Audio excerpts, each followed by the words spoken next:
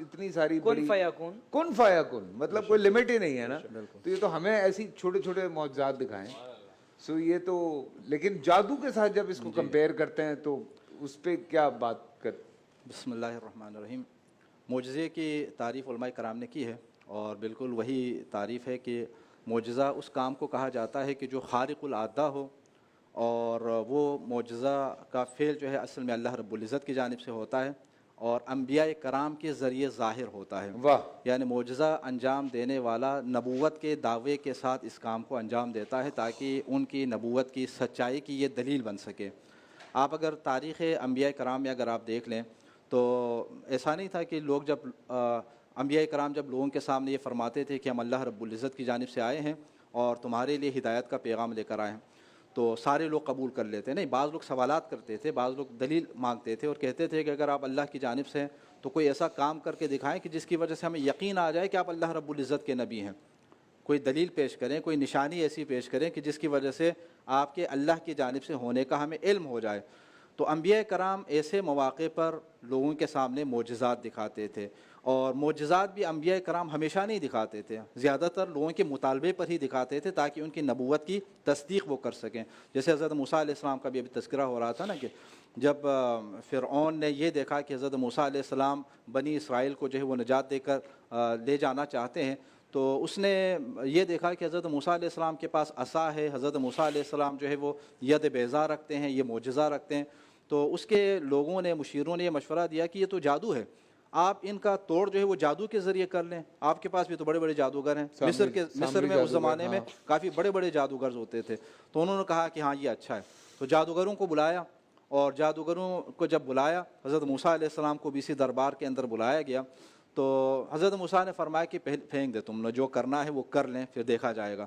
تو جب انہوں نے اپنا جادو دکھایا تو اس کے بعد حضرت موسیٰ علیہ السلام کی جنہیں اللہ تعالیٰ نے عصا کا معجزہ عطا فرمایا ہوا تھا، آپ نے اپنے عصا کو جب پھینکا تو وہ عصا اژدہا بن گئے، ان کے سارے جادو کی نشانیوں کو ختم کر دیا اور ان کا توڑ کر دیا. تو یہاں پر آیت کریمہ بیان فرماتی ہے کہ وہ سارے کے سارے جادوگر اللہ رب العزت کے سامنے سجدے میں گر جاتے ہیں. یعنی انہیں یقین ہو گیا کہ یہ کام جو حضرت موسیٰ علیہ السلام کر رہے ہیں یہ جادو نہیں ہے. کیوں؟ جادو کا علم تو وہ خود بھی رکھتے تھے، انہیں معلوم تھا کہ اگر یہ جادو ہوتا تو جادو تو ہم خود بھی جانتے ہیں، تو یہ جادو والا کام نہیں، یہ یقیناً جو کہہ رہے ہیں کہ اللہ رب العزت کی جانب سے تو اسی کی جانب. تو انہوں نے کہا کہ ہم موسیٰ اور ہارون کے رب کے اوپر ایمان لانے والے.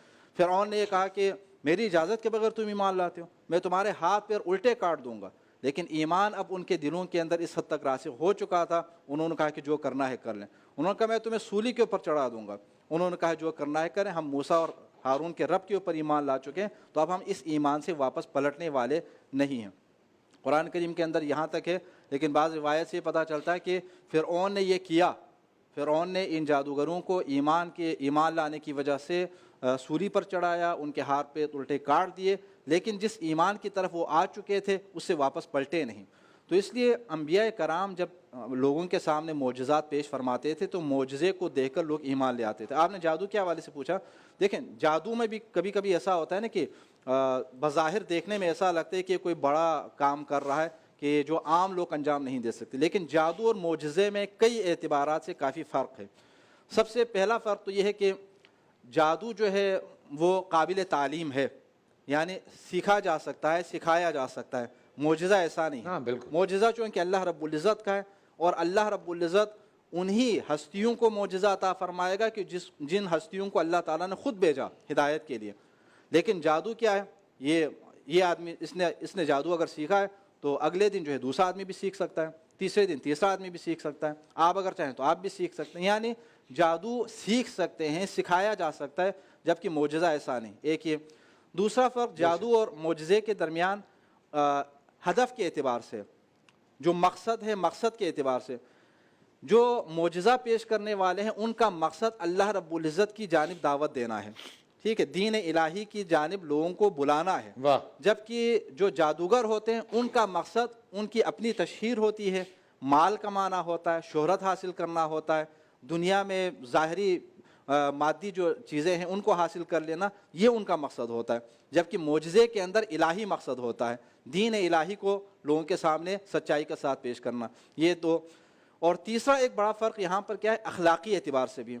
معجزات جو انبیاء کرام پیش کرتے ہیں اللہ رب العزت کی جانب سے، وہ اخلاق کے اعلیٰ ترین مدارج کے اوپر فائز ہوں گے، لیکن جو جادوگر ہوں گے وہاں پر کوئی گارنٹی نہیں ہے کہ وہ اخلاقی طور پر کوئی اچھا بندہ ہوگا۔ وہ ظاہر ہے اس کا اپنا مقصد کیا شہرت حاصل کرنا ہے، اس کا مقصد پیسہ کمانا ہے، تو وہ اس کام کی خاطر ہر غلط سلط کام کرنے کے لیے بھی تیار ہوگا، شعبدے بازی میں شعبہ بازی کر لے گا، چونکہ یہ نظروں کا ایک دھوکہ ہوتا ہے، تو ظاہر ہے وہ دھوکہ دینے کے لیے ظاہری دنیاوی چیزوں کو کمانے کی خاطر وہ ہر طرح کا دھوکہ دینے کے لیے تیار ہو جاتا۔ تو جادو اور معجزے میں یہ فرق ہے۔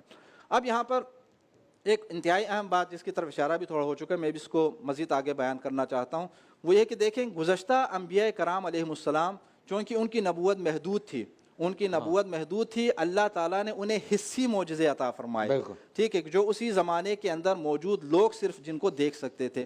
لیکن حضور اکرم صلی اللہ علیہ وآلہ وسلم کہ جس کے بارے میں اللہ رب العزت نے فرمایا وَمَا أَرْسَلْنَاكَ إِلَّا رَحْمَةً لِلْعَالَمِينَ، آپ کی رحمت، آپ کی نبوت، آپ کی رسالت تمام عالمین کے لیے، کل رہتی دنیا تک کے لیے، تو اللہ تعالیٰ نے آپ کو ایسا معجزہ عطا فرمایا کہ جو ہر دور میں آنے والے لوگ دیکھ سکیں، اور وہ معجزہ اللہ تعالیٰ نے قرآن کریم کی شکل میں اور چیلنج کے ساتھ باقاعدہ یہاں پر معجزے کی تعریف کے اندر یہ بھی ہے کہ نبی نبوت کے ساتھ معجزہ پیش کر لے اور چیلنج بھی کرے کہ کوئی اس کا جواب پیش کر دے اور لوگ پیش نہ کر سکیں۔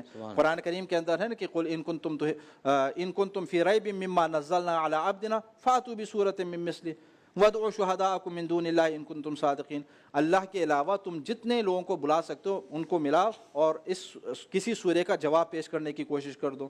یا دوسری جگہ فرمایا قل لئن اجتمعت الانس والجن علی ان یاتوا بمثل ھذا القرآن لا یاتون بمثلہ، جن و انس دونوں مل کر بھی قرآن کریم کا کوئی جواب پیش نہیں کر سکتا۔ یعنی یہ چیلنج عصر نزول قرآن کے درمیان اس وقت بھی تھا، آج 1400 سال کے بعد بھی ہے، کل قیامت تک یہ چیلنج قرآن کریم کے اندر موجود ہے کہ اگر اللہ رب العزت کا یہ کلام نہ ہو، اگر اللہ تعالیٰ کا یہ معجزہ اگر نہ ہو، تو عام لوگ بھی مل کر اس کا ایک جواب پیش کرنے کی کوشش کر لیں، لیکن وہ نہیں کر سکتے، تو اس کا مطلب ہے کہ یہ کلام مجید اللہ رب العزت کی جانب سے معجزہ ہے، رہتی دنیا تک رہے گا، اس میں کوئی شک نہیں ہے۔ حضرت جیلانی